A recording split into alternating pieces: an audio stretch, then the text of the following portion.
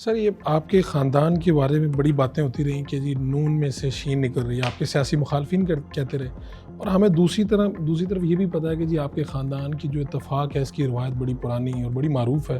یعنی میاں شریف صاحب جب خاندان کے سربراہ تھے تو تب بھی سارے انہی سے مشاورت کرتے تھے. یعنی میاں نواز شریف بے شک وزیر اعظم تھے یا جس بھی منصب پہ تھے، اور ان کے بعد پھر میاں نواز شریف آپ کے خاندان کے سربراہ ہیں. تو یہ کیسے اس کو کیری کرتے ہیں؟ اختلافات تو ہوتے ہی ہیں ہر خاندان میں.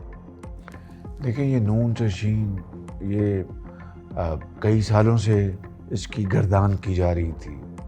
اس سے پہلے کسی اور پیرائے میں یہ خدا نخواستہ شریف خاندان میں تقسیم کرنے کی سازشیں کی گئی. اور یہ بات یہ آج کی نہیں ہے، یہ دہائیوں پرانی بات ہے. اللہ تعالیٰ کا فضل و کرم ہے کہ نون سے شین نہیں نکلی. شین جو ہے وہ شاباش ہے، نون نہیں ہے، کچھ سوال نہیں ہے. اور اللہ تعالیٰ کا کرم ہے کہ یہ خاندانی جو ہمارے والدین ہمیں جو ایک تربیت دے گئے وہ آج بھی قائم ہے. اور میری رب تعالیٰ سے بڑی عاجزی سے میں دعا کرتا ہوں، نواز شریف بھی دعا کرتے ہیں کہ یہ پیار محبت اتفاق یوں ہی چلتا رہے. اور سیاست میں ایک جمہور میں ہر بات پر اتفاق رائے نہیں ہوتا. وہاں پر آپ کے خیالات میں آپ کے خیالات، ہم چار بیٹھے ہیں، آپ کا اس کپ کے بارے میں کچھ رائے ہوگی، آپ کی کچھ، اس کو آپ اختلاف رائے نہیں کہہ سکتے. وہ ایک آپ کا حق ہے اپنے رائے دینے کا. رائے میں آپ کی مختلف ہو سکتی ہے، لیکن پھر مشاورت کے بعد جب لیڈر فیصلہ کرتا ہے تو اس کو سب فالو کرتے ہیں. آپ کو جیسا میاں شریف صاحب آپ لوگوں کو خاص نصیحت کرتے تھے، جس طرح آپ کو کہا کہ بڑے بھائی کی بات ماننی ہر صورت میں، وہ کچھ ایسا بالکل. میرے والد صاحب اللہ تعالیٰ ان کو جنت نصیب کرے، میری والدہ صاحبہ ان کو اللہ میں جنت نصیب کرے. ان کی ہمیں ہر وقت یہی نصیحت ہوتی تھی کہ خاندان ہو یا کوئی سوسائٹی ہو یا ملک ہو، اس کی طاقت صرف اور صرف اتحاد میں ہے، یونٹی میں ہے. اگر یونٹی ہوگی تو اس میں بڑی برکت ہے. یونٹی نہیں ہوگی، نفاق ہوگا تو بے پناہ خرابیاں ہوں گی. اور یہ بات روز مرہ اس کا مشاہدہ آپ کرتے ہیں. میاں شریف صاحب نے یہ جو گھر بنوائے، ان کو ہاؤس آف اتفاق، یہ 7 گھر یہاں پر مولڈن میں 1968 میں میرے والد صاحب مرحوم اور میرے تایا چاچا جان انہوں نے یہ گھر بنائے، اور ایک جیسے گھر تھے 1968 میں. اس سے پہلے ہم رہتے تھے شہر میں، ریلوے روڈ پہ، سلطان کی سرائے ایک جگہ ہے ریلوے روڈ پہ، وہاں ہم رہتے تھے. وہاں پر بھی اتفاق منزل تھا اس کا نام، اور وہ گھر تھا ملٹی اسٹوریڈ، تو 7 فیملیز وہاں رہتی تھی.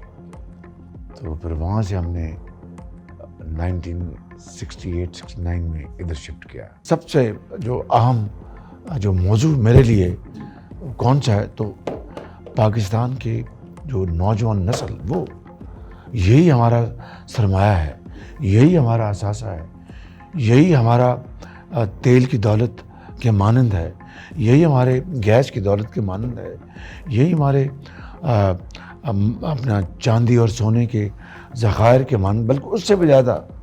کیونکہ اگر ذہن آپ کا زرخیز ہے تو آپ مٹی کو آپ سونے میں بنا سکتے ہیں. ذہن کند ہے تو سونا وہ مٹی بن جاتا ہے. تعلیم کا زیور ایسا ہے جو کہ قوموں کی تقدیر کو بدل دیتا ہے، قوم کو اوج ثریہ پر پہنچا دیتا ہے.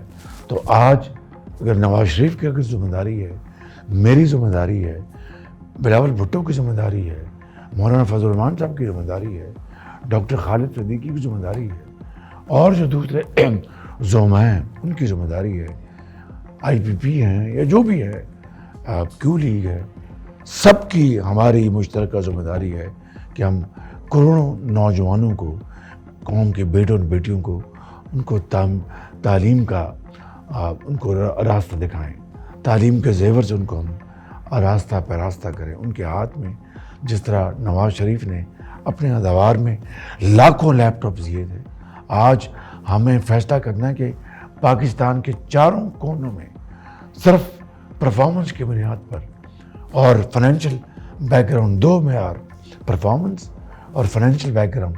عمرہ کو اگر آپ لیپ ٹاپ دیں گے سرکاری خزانے سے تو وہ کوئی قوم کی خدمت, وہ تو خود خرید سکتے ہیں.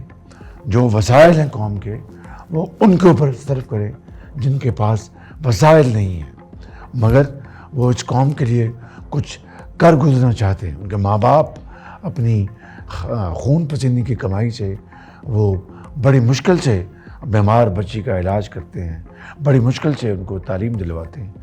وہ کروڑوں بچے اور بچیاں ان کو ہم انفارمیشن ٹیکنالوجی اس کی تعلیم دلوائیں, ان کو ہم اسکل ڈیولپمنٹ اس طرف لے کے جائیں, ووکیشنل ٹریننگ دلوائیں, ان کو ہم آرٹیفیشل انفارمیشن اس طرف لے کے جائیں, اور پاکستان کی زراعت اور پاکستان کی صنعت اور حرفت کو اس میں انقلاب لے کے آئے. یہ وہ کروڑوں بچے اور بچیاں, وہ کس طرح ہوگا کہ وی انویسٹ آن دیم, ان کے لیے آئی ٹی یونیورسٹیاں بنائیں, ووکیشنل ٹریننگ سینٹرز بنائیں, ان کے لیے ہم اسکلڈ ٹریننگ دلوائیں, اور پھر ان بچوں اور بچیوں کو ہم پھر وہ پاکستان کے عظیم معمار بنیں گے.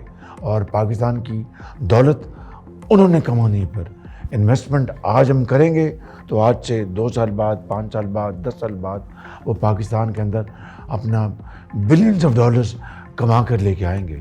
آج ہم جو کشکول لے کے پھر رہے ہیں, IMF اس طرف سے ہمیں دیکھتا ہے, ورلڈ بینک اس طرف سے دیکھتا ہے, پیچھے سے ہمیں اپنا کوئی اور کہتا ہے کہ ہمارا قرضہ واپس کریں. یہ ادھار کی زندگی, یہ قرضے کی میں, کب تک ہم پیتے رہیں گے, کب تک بسر کریں گے؟ اس کو خیر بات کہنا ہوگا, اس کو دفن کرنا ہوگا. واحد طریقہ یہ ہے کہ ہم یوتھ کے لیے ہم تمام توانائیاں وسائل ان کے قدموں میں نشاور کریں through paradigm shift, through this change, اور ایک اسٹریٹجی بنا کر